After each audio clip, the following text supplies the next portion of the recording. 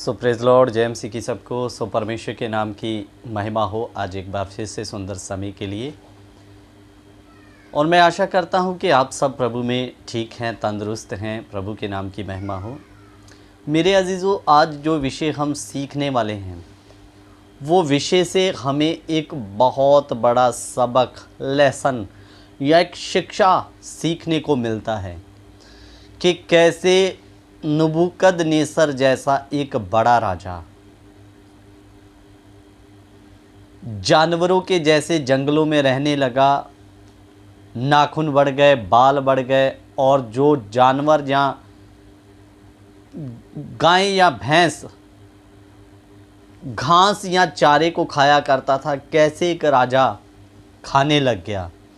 सो ऐसा क्यों हुआ, इसके पीछे परमेश्वर का ऐसा होने के लिए उद्देश्य क्या था, सारी बातों को हम सीखेंगे।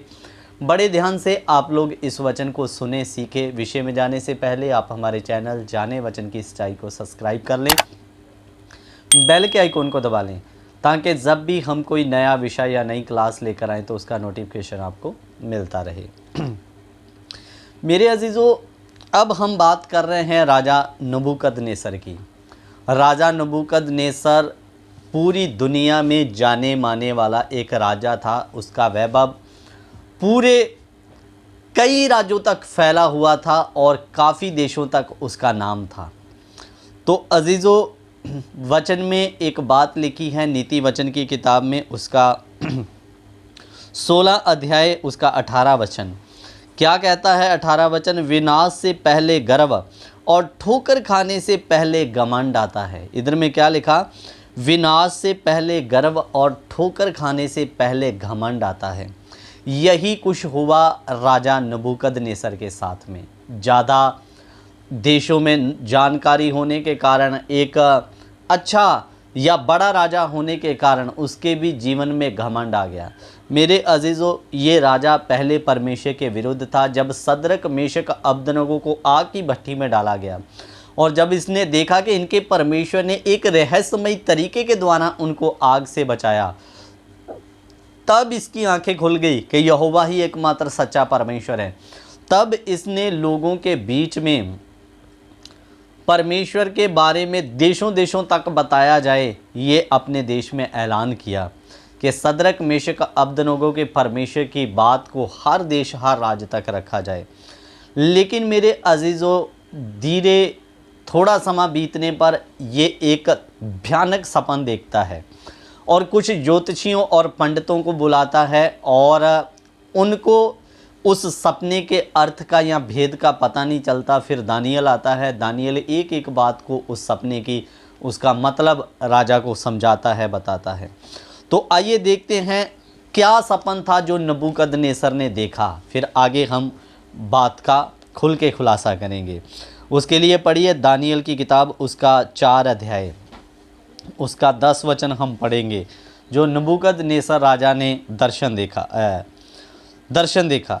सो 4 का दानियल 4 का 10, जो दर्शन मैंने पलंग पर पाया वह ये है, मैंने देखा पृथ्वी के बीचों बीच एक वृक्ष लगा, उसकी ऊंचाई बहुत बड़ी है। वह वृक्ष बड़ा होकर दृढ़ हो गया और उसकी ऊंचाई स्वर्ग तक पहुंची। वह सारी पृथ्वी के शोर तक दिखाई पड़ता था।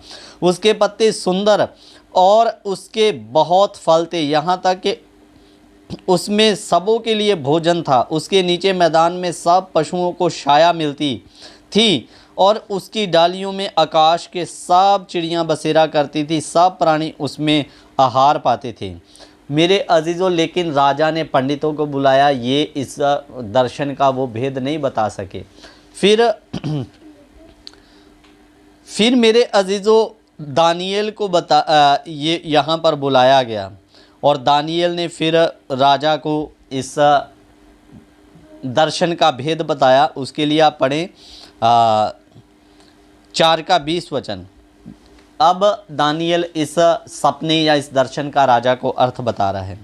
जिस वृक्ष को तूने देखा, जो बड़ा और दृढ़ हो गया और जिसकी ऊंचाई स्वर्ग तक पहुंची, जो पृथ्वी के सिरे तक दिखाई देता था, जिसके पत्ते सुंदर और फल बहुत थे और जिसमें सबों के लिए भोजन था, जिसके नीचे मैदान में सब पशु रहते थे, जिसकी डालियों में आकाश की चिड़ियां बसेरा करती थी। हे राजा, वह तू ही है। तू महान और सामर्थी हो गया। तेरी महिमा बड़ी और स्वर्ग तक पहुंच गई और तेरी प्रभुता पृथ्वी की छोर तक फैली है। हे राजा, तूने तो एक पवित्र पहरुए को जो स्वर्ग से उतरते और ये कहते देखा कि वृक्ष को काट डालो और उसका नाश करो, तो भी उसके ठूंठ को जड़ समेत भूमि में से छोड़ो और इसको लोहे और पीतल के बंधन से बांधकर मैदान की हरी घास के बीच में रहने दो। वह आकाश की ओस से भीगा करे और उसको मैदान के पशुओं के ही संग भाग मिले, और सब जब तक 7 युग ना बीत ना चुके तब तक उसकी ऐसी ही दिशा रहे। हे राजा, इसका फल जो परम प्रधान ने ठान लिया कि राजा पर घटे, वह ये है। मेरे अजीज़ों, फिर यहाँ पर प्रभु के दास दानियल ने बताया कि राजा, वो जो बड़ा वरिष्ठ था, जो ऊपर की ऊंचाइयों तक पहुंचा, जो दूर तक देशों पर दिखाई देने लगा, वो और कोई नहीं, तू ही है।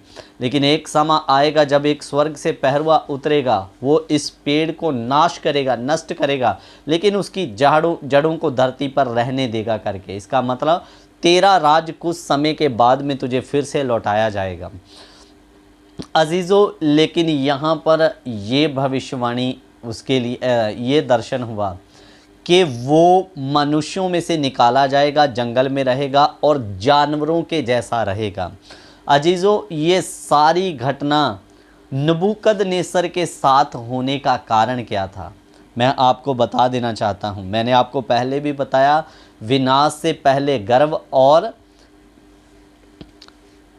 और ठोकर खाने से पहले घमंड आता है। ये सारी बातें नबूकदनेस्सर के साथ में क्यों घटी? वो परमेश्वर को छोड़कर अपने आप को बड़ा मानने लग गया। उसके लिए एक वचन आप जरूर देखें, दानियल की किताब उसका 4 अध्याय 30 वचन। क्या ये बड़ा बेबीलोन नहीं, जिसे मैंने ही अपने बल और सामर्थ से राजनिवास होने को और अपने प्रताप की बड़ाई के लिए बसाया। इधर क्या कहता, मैंने ही इस बड़े बेबीलोन को बसाया है, अपने प्रताप की बड़ाई के लिए बसाया है करके। मेरे अजीज़ों, जैसा ही उसने ये बात बोला, अपने ऊपर निर्भर हो गया, मैंने ही ये सब कुछ किया करके। तो 31 में लिखा, ये वचन राजा के मुंह से निकलने भी ना पाया था कि आकाश से वाणी हुई, हे राजा नबूकदनेस्सर, तेरे विषय में ये आज्ञा निकलती है, राज तेरे हाथ से निकल गया और तू मनुष्यों के बीच में से निकाला जाएगा, मैदान में पशुओं के संग रहेगा, बैलों के समान घास चरेगा और 7 काल तक तुझ पर बीतेंगे, जब तक तू ये जान ना ले के परम प्रधान मनुष्यों के राज्य पे प्रभुता करता है। ये सोचने लगा था मैंने ही बसाया, मेरा ही सारा राज्य है, लेकिन इधर में वचन कहता, जब तक तू ये ना जान ले के परमेश्वर परम प्रधान मनुष्यों पर राज्य करता है, तब तक तू 7 युग जब तक ना बीतेंगे, तू जानवरों के संग खाएगा, जानवरों के जैसा रहेगा और उन्हीं के संग में खाया पिया करेगा। मेरे अजीज़ों, आज बहुत बार हम घमंड आने के कारण हमारी बुद्धि भ्रष्ट हो जाती है। फिर परमेश्वर हमारी बुद्धि को ऐसा कर देता है कि हम बुद्धिमान होने के कारण, समझदार होने के कारण कुछ समझ नहीं आता। मेरे अजीज़ों, राजा के साथ ऐसा ही हुआ। परमेश्वर ने उसको दिखाया, मैं ही सब पर प्रभुता करने वाला हूँ, मैं उठा सकता हूँ तो गिरा भी सकता हूँ। जो राजा अपने ऊपर घमंड कर रहा था, राजपाट छोड़ के जंगल में रहने लगा, और वही राजा जिसके सामने सब सलूट करते थे, आज वो राजा वन पशुओं के साथ जंगलों में जानवरों के साथ में घास खा रहा है। मेरे अजीज़ों, और जब उसने स्वर्ग की ओर देखा, अपनी गलती को माना, परमेश्वर तू ही है, तो फिर से परमेश्वर ने उसका राज्य उसे लौटाया। और मेरे अजीज़ों, फिर वो अब 4:37 में कहता, अब मैं नबूकदनेस्सर स्वर्ग के राजा को सराहता हूँ और उसकी स्तुति और महिमा करता हूँ, क्योंकि उसके सब काम सच्चे और उसके सब व्यवहार न्याय के हैं। जो लोग घमंड से चलते हैं उन्हें वह नीचा कर सकता है। और ये जानवरों जैसा बनने के हालात नबूकदनेस्सर पर क्यों आए? परमेश्वर पर घमंड ना करते हुए अपने ऊपर घमंड करने लगा।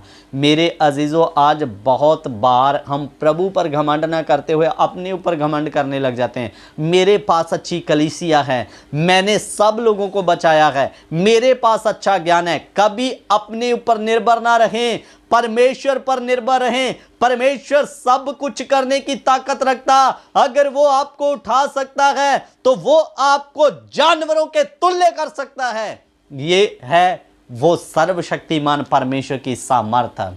वो हमारे अंदर में उठे हुए घमंड को नीचा कर सकता है मेरे प्यारों, कि वही एकमात्र आदर और महिमा के लायक है और कोई नहीं। इसलिए मेरे विश्वासी बहन और भाइयों, आज कभी अपनी ज़िंदगी में घमंड ना करें, नहीं तो वो ऊंचा भी कर सकता है और जानवरों के तुल्य खाने में भी मजबूर कर सकता है। इस्राएली जो मिस्र की गुलामी में से निकाले गए, कुछ दिन का रास्ता उनके लिए कई सालों में तब्दील हो गया। यहाँ पर उनकी बुद्धि को ऐसा परमेश्वर ने भ्रष्ट कर दिया, उधर ही 40 साल घूम फिरा के काट दिए और वायदा किए हुए देश जिसमें कुछ दिनों में पहुंचना था, कई साल लग गए उनको, उसी जगह में घूमते रहे। परमेश्वर ने ऐसा बुद्धि को भ्रष्ट कर दिया। मेरे अजीज़ों, जो उसकी दृष्टि में अपने आप को उससे बड़ा बुद्धिमान जताकर चलेगा, वो मूर्ख बना देगा, उनको निकम्मा कर देगा। राजा को उसने जानवरों के तुल्य जीने के लिए मजबूर कर दिया। जब तक गलती का एहसास नहीं हुआ, दोबारा राजपाट नहीं मोड़ा, तब मोड़ा जब गलती का एहसास हुआ। इसलिए कभी ज़िंदगी में घमंड ना करें।